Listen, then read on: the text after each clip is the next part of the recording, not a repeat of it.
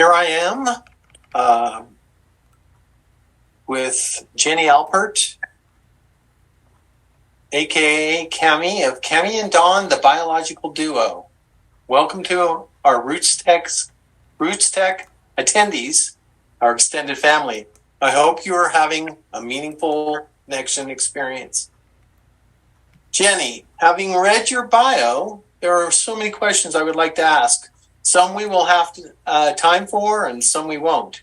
I would like to know about your experience being adopted out of the foster care system at 4, about your parents who adopted and raised you, how you became a musician, your formal training at UCLA in the music department, and then having a recording studio and international touring experiences.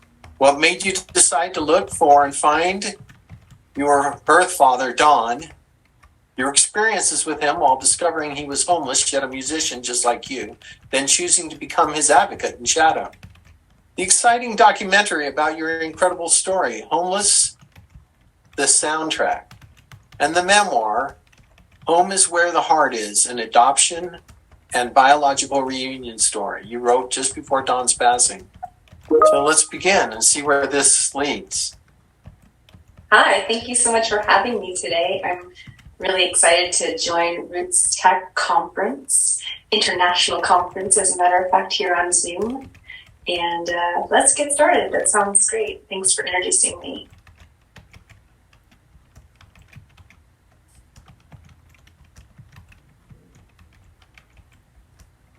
Is Steven going to be my Q&A friend? I am, and it's just switching screens is acting weird with this video. Wait, I thought Steven was going to do it, and I can't see you. And Steven has a great logo that would be helpful. Yeah, Steven, would you be doing the Q&A with me since we practiced? Yes, and okay. It was, unfortunately, I found that when I looked at the video, it was it seemed to be detracting from the size of your picture. So, but I can be on. I'd like to start with, and I've been dying to ask you this since I first read your bio. Where did the Cami come from? Oh, yeah. So my birth mother had intended to name me Cameron. And her story leading up to what I like to call the invention of me with my birth father, Don, and my birth mother and their encounters and how they came to invent me in the first place. She wanted to have a child to sort of resurrect her new chapter in life. And the history leading up to that moment made it difficult for her to be able to keep me. So, but she had intended to name me Cameron. So I was baby girl at Morant's Cameron. And then when I was put into foster care in holding before the future to unfold, they named me Jennifer, which wasn't really something I identify with now, but that was that name. And then over time, it got shortened to Jenni, Jenni Alpert for my music name, Jen when I'm trying to be even smaller in like education circles. But anyway, and Parpar, which is a Hebrew name for butterfly, which is sort of a metaphor for transformation for a lot of the transformative work that I do. So there's like all these names. But the Cami came in when I decided to go look for my birth father. At the time, it was like a missing piece, something that I didn't really know much about. I knew my maternal history at that point and a little bit of the biological paternal side, but I didn't know much about him specifically and if he was even alive. But I had an inkling he might be. And so when I went to discover him with the help of a private investigator, I decided to shorten my name Cameron to Cami to have sort of the frontal face of an identity before revealing the rest of my story as Jenni Alpert became a singer-songwriter touring musician. and whatever else I became. So and also I wanted to kind of introduce myself as this birth name, nickname piece. It was kind of like code, like, will he recognize that? And so I was Cami, and right away, he recognized me right away. That pretty much addresses half our second question, which was, as an adoptee out of the foster care system, who's experienced reunions, tell us more about your story. But I'm curious how you knew your name was Cami. I mean, would have been Cameron. Oh, right. Okay, great. That's a great question. So, though my adoption was private through the state of California, the 3.5 to almost 4 years leading up to the actual adoption where I got my forever home, because I was in several foster homes up until that point, there was a public court case where the court system navigated all the biological players to see if I could stay in a family dynamic somehow. And it took many years to navigate. A lot of the reasons, I think, were just simply because my birth father grew up in a very uniquely impoverished circumstance of just a different class system with a certain opportunity of education by certain limitations. But it was a beautiful opportunity for him to become who he ultimately became. And he was always proud of that. And I think that the bigger piece of that would be that he was this resilient survivor, and just an incredible creative savant. So that being said, there was a lot of paper trail of this court case that was trying to figure out, well, why wouldn't my birth mother be fit? Why wouldn't Don be fit? First, who was the paternal father? Because there was a bit of a twist to the story of, I like to say, how I became invented. So there was a twist to the story. It was multi-layered and very complicated and very not of society standards of how I came to be. It included a lot of free love sharing, no real boundaries that society would expect upon anyone. It was difficult for a moment there to figure out who was the paternal contributor. So they had to do a lot of figuring of that out. My birth father was underage. That was another big component to the challenge, was that she was like 16 years older than him. And they had made this like buddy pact so she could get this child because she wanted to change her situation. He was down to do it because they knew each other in the circumstance they were in. He met her through his father. His father met her in a mental institution that she was in, that he was going there for his own circumstance. And then he convinced them that he would be great to take her out. And he brought her home. And then everybody kind of met everybody. And it was in a time where that was possibly not as unusual as definitely it might be today. And even then, it was just a welcomed situation within the context of all those people. So, and then eventually I was invented, and the court system got alerted quite quickly, and it was a very difficult dynamic, to say the least. So my birth grandmother was interviewed. I think my birth great grandmother was alive then. She was interviewed. All the brothers of Don, they were interviewed. There was a multitude of storylines going on. And so because of that, the transcripts of the court case was typed out, and it came with me in all the places that I went. So therefore I knew Cameron was my intended birth name. And ultimately those papers were put away when I finally arrived at the forever home with the Alperts. They had that, all the information, how I came to be, who all the players were, why I was in the foster care system in the first place. My birth mother, her lineage is Jewish. And my birth grandfather stepped in and wanted to have me be adopted into it wasn't so much about a religious piece as much it was a cultural and ethical family line that was similarly devised so that I could kind of keep on the generational concepts of being Jewish. So he also felt that I would be raised in a safe environment the way that he would have wanted me to be. So it all kind of worked out that way.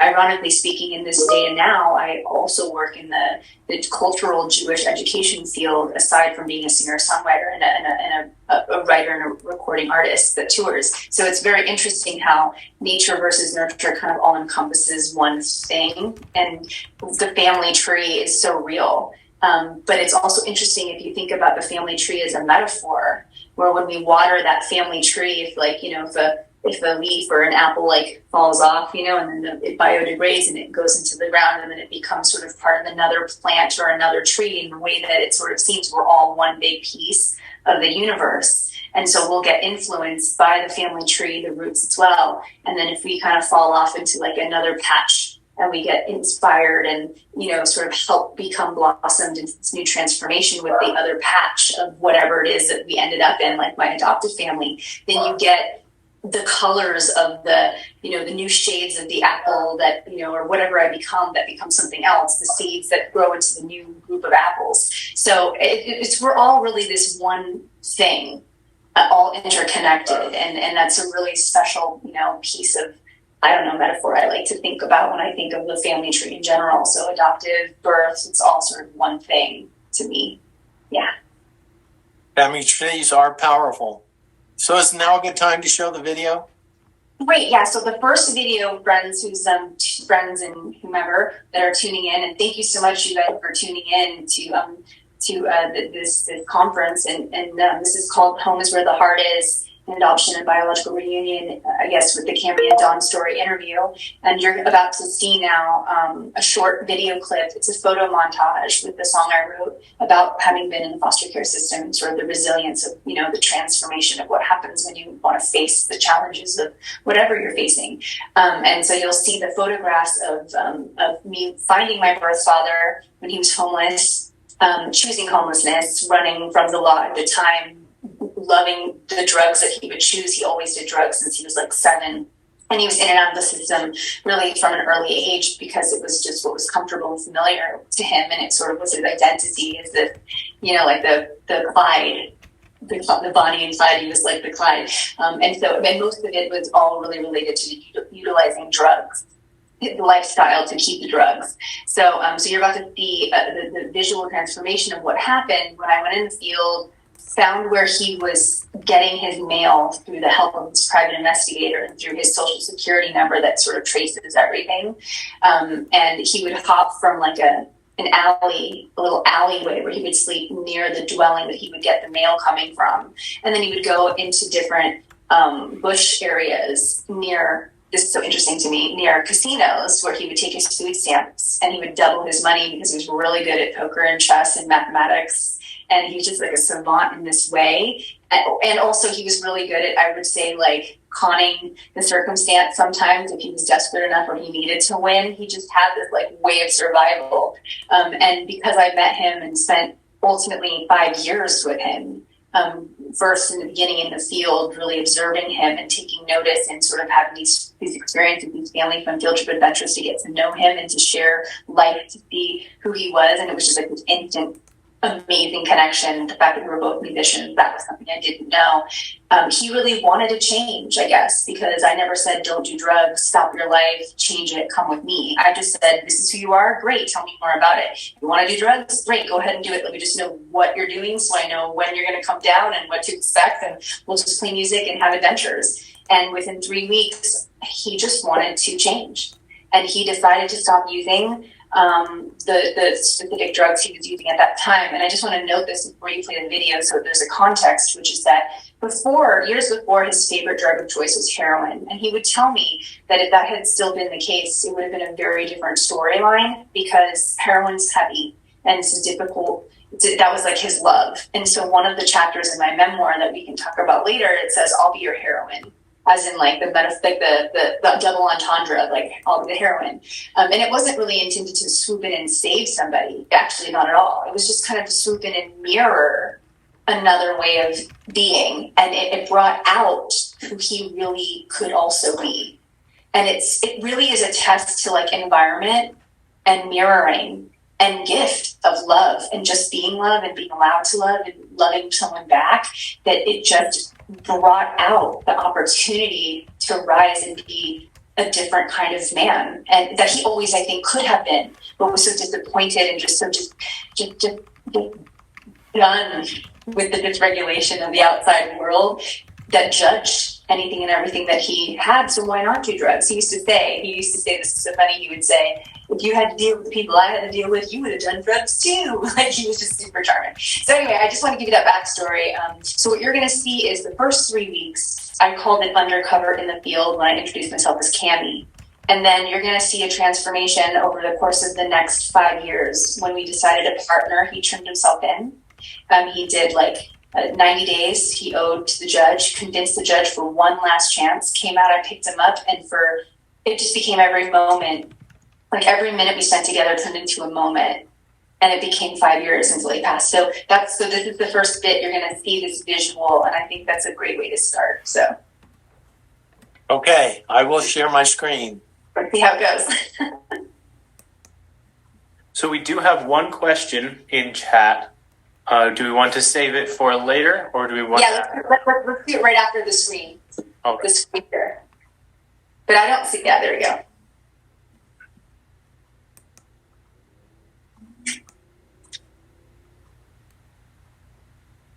Okay, can you see it? Yes. I don't think the people who are watching the live stream can see it. They can. Or can they? Okay. Just turn it up, the volume. Remember, we want to share the audio. Oh, yes.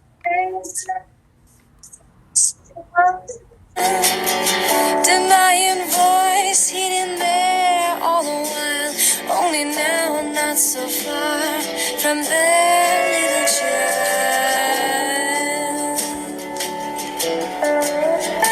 Well, I should believe in something, but something's out of reach. I want to believe in something more than the nothings we're made to believe.